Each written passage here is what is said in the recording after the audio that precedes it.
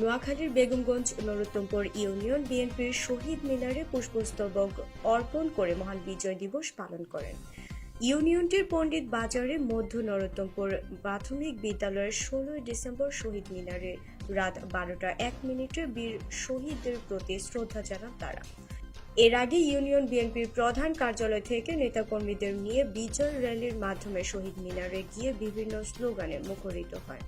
Union বিএনপির সভাপতি রফিক উল্লাহ পাটোয়ারি, সাধারণ সম্পাদক জামাল উদ্দিন, সিনিয়র সহ সভাপতি মামুনুর রশিদ মামুন, সাংগঠনিক সম্পাদক শাহাব উদ্দিন, যুগ্ম সাধারণ সম্পাদক জসিম উদ্দিন, মাহবুবুল আলম তপন, যুবদলের ইয়াসিন নিঝি, ফারুক চৌধুরী, স্বেচ্ছাসেবক দলের ইকবাল হোসেন সোহেল, ইউনিয়ন ছাত্রদলের সাধারণ সম্পাদক ইসমাইল হোসেন সহ ইউনিয়ন বিএনপি ও এর বিভিন্ন অঙ্গ সংগঠনের নেতাকর্মীরা উপস্থিত ছিলেন।